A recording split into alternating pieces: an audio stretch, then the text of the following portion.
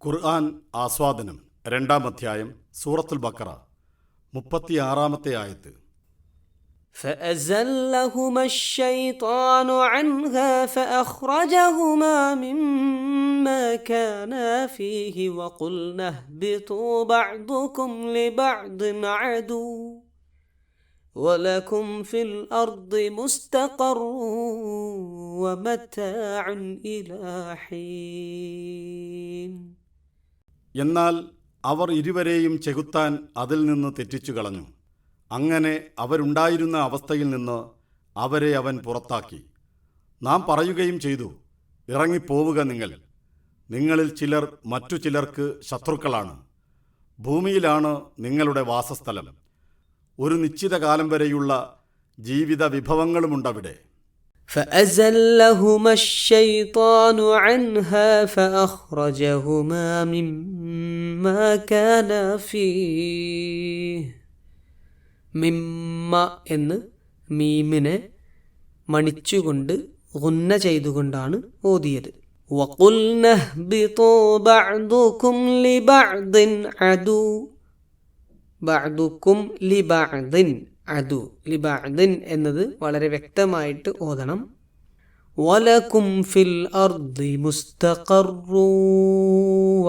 മുസ്തഖറുൻ വ എന്നത് കൂട്ടിച്ചേർത്ത് മണിച്ചുകൊണ്ട് മുസ്തഖറു വ എന്നാണ് ഓതിയത്.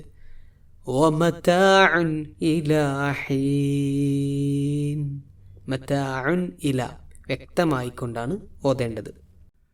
അനുഗ്രഹങ്ങളുടെ പറുദീസയിൽ നിന്ന് ആദമും ഇണയും നിഷ്കാസിതമായതിനെക്കുറിച്ച് പല സ്ഥലങ്ങളിലായി വിന്യസിച്ചു കിടക്കുന്ന ഖുർആനിക വിവരണത്തിൻ്റെ തുടക്കമാണ് ഈ വചനത്തിൽ. ആദി പിതാവിനെയും മാതാവിനെയും വഴിതെറ്റിച്ചവനെ വിളിച്ചിരിക്കുന്നത് ശൈത്താൻ എന്നാണ്. ചെകുത്താൻ അതിൻ്റെ മലയാള ലിപ്യന്തരണമാണ്. ശൈത്വാനും അതിൻ്റെ ബഹുവചനമായ ഷയാത്വീനും കൂടി 88 തവണ ഖുർആനിൽ പ്രയോഗിച്ചിട്ടുണ്ട്. ദൂരെയാവുക, വഴിപിഴക്കുക എന്നീ അർത്ഥങ്ങളിൽ പ്രയോഗിക്കപ്പെടുന്ന ഷീൻ, ത്വാ, നൂൻ അക്ഷരത്രയത്തിൽ നിന്നാണ് ശൈത്വാൻ നിഷ്പന്നമായിരിക്കുന്നത്. ദൈവിക കാരുണ്യത്തിൽ നിന്നും ദൂരെയാവുകയും വഴിതെറ്റുകയും ചെയ്തതുകൊണ്ടാവാം ഇങ്ങനെ പേര് വന്നത്.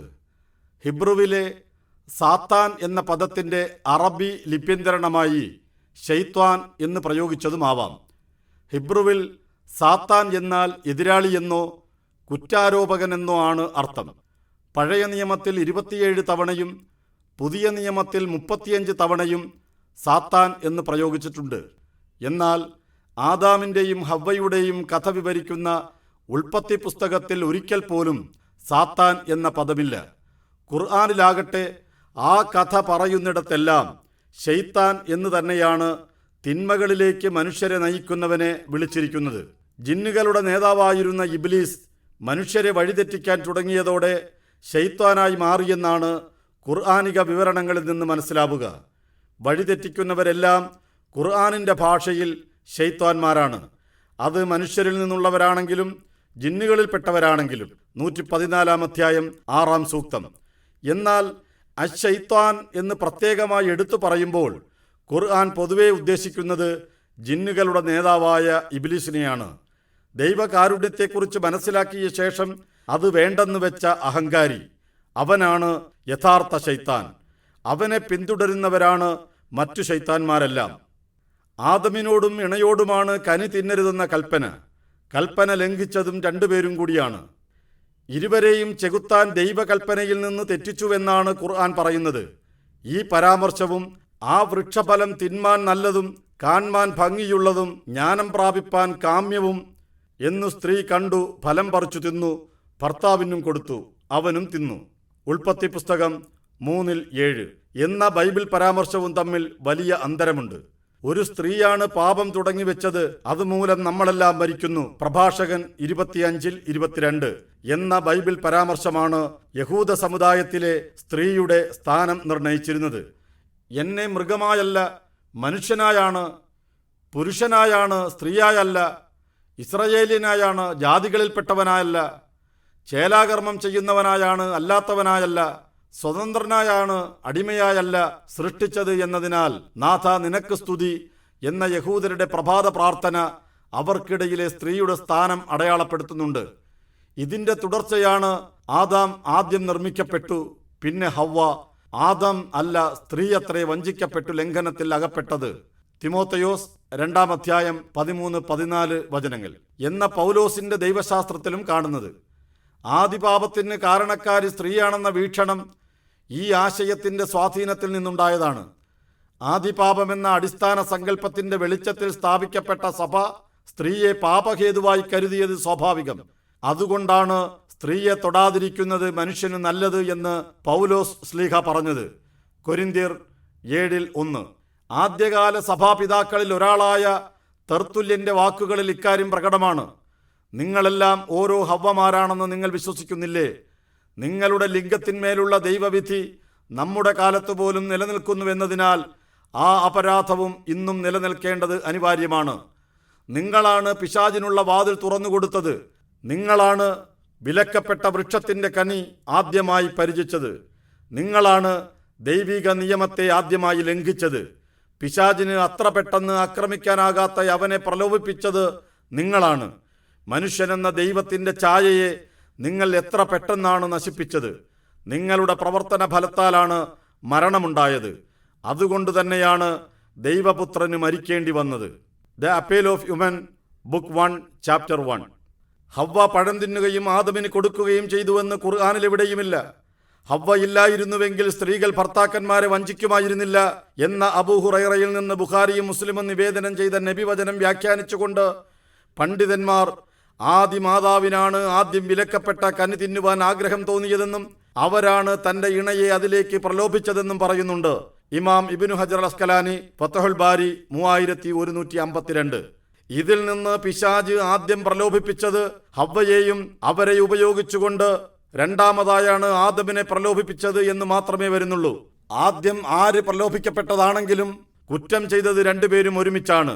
രണ്ടുപേരെയും ചെകുത്താൻ അതിൽ നിന്ന് തെറ്റിച്ചു കളഞ്ഞുവെന്ന ഖുർആൻ പരാമർശത്തിൽ നിന്ന് അത് വ്യക്തമാണ്. പൈശാചിക പ്രലോഭനത്തെപ്പറ്റി പ്രത്യേകമായി എടുത്തു പറയുമ്പോഴെല്ലാം ആദാമിനെയാണ് ഖുർആൻ പരാമർശിക്കുന്നതെന്ന വസ്തുത ശ്രദ്ധേയമാണ്. അപ്പോൾ ചെകുത്താൻ അദ്ദേഹത്തോട് മന്ത്രിച്ചു. അവൻ പറഞ്ഞു, ആദമേ, അനശ്വരതയുടെ മരത്തിലേക്കും ക്ഷയിക്കാത്ത ആധിപത്യത്തിലേക്കും ഞാൻ നിനക്ക് വഴി കാണിച്ചു തരട്ടെയോ? അങ്ങനെ അവർ ആ മരത്തിൽ നിന്ന് ഭുജിച്ചു. അപ്പോൾ രണ്ടുപേർക്കും തങ്ങളുടെ നാണം വെളിപ്പെടുകയും തോട്ടത്തിലെ ഇലകൾ ഉപയോഗിച്ച് സ്വന്തം ദേഹം അവർ പൊതിയാൻ ആരംഭിക്കുകയും ചെയ്തു. ആദം അദ്ദേഹത്തിന്റെ നാഥനോട് അനുസരണക്കേട് കാണിക്കുകയും അതുവഴി പിഴയ്ക്കുകയും ചെയ്തു. 20-ാം അധ്യായം 120-121 സൂക്തങ്ങൾ. ആദ്യം പ്രലോഭിക്കപ്പെട്ടത് ആരു തന്നെയാണെങ്കിലും കുറ്റകൃത്യത്തിന് രണ്ടുപേർക്കും ഉത്തരവാദിത്തമുണ്ടെന്നും ഇണയെക്കൂടി തിന്മയിൽ നിന്ന് അകറ്റാൻ ശ്രമിക്കേണ്ട ആദ്യ പിതാവ് ഇണയുടെ താല്പര്യത്തിന് വശംവദനായി തിന്മയിൽ അകപ്പെട്ടതാണെങ്കിൽ പോലും ഒന്നാമത്തെ കുറ്റവാളി അദ്ദേഹം തന്നെയാണെന്നുമാണ് ഈ വചനങ്ങൾ വ്യക്തമാക്കുന്നത്. ആദി മാതാവിനാലാണ് പാപം മനുഷ്യരിലെത്തിയതെന്നും അതിനാൽ സ്ത്രീകൾ മുഴുവൻ പാപഗ്രസ്തരാണെന്നുമുള്ള വീക്ഷണത്തെ ഖുർആൻ അംഗീകരിക്കുന്നേയില്ല. ദൈവാനുഗ്രഹങ്ങളുടെ സ്വർഗത്തിൽ നിന്ന് ആദി മാതാപിതാക്കളെ പുറത്താക്കി ചെകുത്താനാണ്. അതിനുള്ള തന്ത്രങ്ങൾ നെയ്ത അവനാണ് മനുഷ്യന്റെ യഥാർത്ഥ ശത്രു. മനുഷ്യകുലത്തെ ആദ്യത്തെ മാർഗഭ്രംശത്തിലേക്ക് നയിച്ചവൻ. ആ മാർഗഭ്രംശം മൂലം അവർക്ക് നഷ്ടപ്പെട്ടത് സ്വർഗമാണ്. അതിലേക്ക് തന്നെ തിരിച്ചു ചെല്ലണമെന്ന് ആഗ്രഹിക്കുന്നവർ ചെകുത്താന്റെ ദുർബോധങ്ങളിൽ നിന്ന് അകന്നു നിൽക്കണമെന്ന സന്ദേശം നൽകുന്നുണ്ട് ഈ സംഭവ വിവരണം. സ്വർഗത്തിൽ നിന്നുള്ള ആദമിന്റെ നിഷ്കാസനം അദ്ദേഹത്തിന് നൽകിയ പരീക്ഷണത്തിൽ അദ്ദേഹം പരാജയപ്പെട്ടതിനാലുള്ള ശിക്ഷയാണ്. പ്രസ്തുത ശിക്ഷ ആദാമിനും ഇണയ്ക്കും വേണ്ടി മാത്രമുള്ളതാണ്. അവർക്ക് മാത്രമാണ് താൽക്കാലികമായ വാസത്തിന് സ്വർഗം നൽകിയത്. മനുഷ്യരെ സൃഷ്ടിച്ചത് സ്വർഗത്തിലേക്ക് വേണ്ടിയല്ല, പ്രത്യുത ഭൂമിയിലേക്ക് വേണ്ടിയാണെന്ന് ഖുർആൻ അർത്ഥശങ്കക്കിടയില്ലാത്തവണ്ണം വ്യക്തമാക്കിയിട്ടുണ്ട്. 2-ാം അധ്യായം 30-ാം സൂക്തം. സ്വർഗവാസം ആദി മാതാപിതാക്കൾക്കുള്ള ഒരു പരീക്ഷണമായിരുന്നുവെന്നാണ് ഇതിൽ നിന്ന് മനസ്സിലാകുന്നത്. ആ പരീക്ഷണത്തിൽ പരാജയപ്പെട്ടതിനാൽ എവിടേക്ക് വേണ്ടിയാണോ മനുഷ്യർ സൃഷ്ടിക്കപ്പെട്ടത് അവിടേക്ക് തന്നെ ആദമും ഹവ്വയും നിയോഗിതരാവുകയാണ്. ഭൂമിയിലാണ് നിങ്ങളുടെ വാസസ്ഥലം. ഒരു നിശ്ചിത കാലം വരെയുള്ള ജീവിത വിഭവങ്ങളുമുണ്ട്. ഭൂമിയിലേക്ക് വേണ്ടി സൃഷ്ടിക്കപ്പെട്ട നിങ്ങൾക്കുള്ള വാസസ്ഥലം ഇനി ഭൂമി തന്നെയാണ്. അവിടെ നിങ്ങൾക്ക് ശാശ്വത വാസമൊന്നുമില്ല. ഭൂമിയിലെ മനുഷ്യരുടെ ജീവിത വിഭവങ്ങൾ നിശ്ചിതമാണ്. നിർണയിക്കപ്പെട്ട ആ വിഭവകാലം കഴിഞ്ഞാൽ ഓരോരുത്തരും മടങ്ങിപ്പോകണമെന്ന സൂചന നൽകിക്കൊണ്ടാണ് വചനം അവസാനിക്കുന്നത്. ആദമിന്റെയും ഇണയുടെയും വീഴ്ചയെക്കുറിച്ച് പറയുന്നതിനിടയിൽ നിങ്ങളിൽ ചിലർ മറ്റു ചിലർക്ക് ശത്രുക്കളാണ് എന്ന് പറഞ്ഞത് ആരെക്കുറിച്ചായിരിക്കും? ഒന്നാമതായി സ്വാതന്ത്ര്യം നൽകപ്പെട്ട രണ്ട് സൃഷ്ടി വിഭാഗങ്ങൾ തമ്മിലുള്ള ശത്രുത. ആദി മനുഷ്യനായ ആദമിനോട് ശത്രുത പ്രഖ്യാപിച്ച ജിന്ന് നേതാവായ ഇബ്ലീസിന്റെ ശത്രുത ജിന്നുവർഗം മൊത്തത്തിൽ ഏറ്റെടുത്തിരിക്കുന്നു. അവരിൽ നിന്ന് സത്യവിശ്വാസം സ്വീകരിച്ചവരൊഴികെ. ഇബ്ലീസിന്റെ പണിയാളുകളായ മനുഷ്യരിൽ ചിലർ സത്യവിശ്വാസികളോട് ശത്രുത പ്രഖ്യാപിച്ചിരിക്കുന്നു.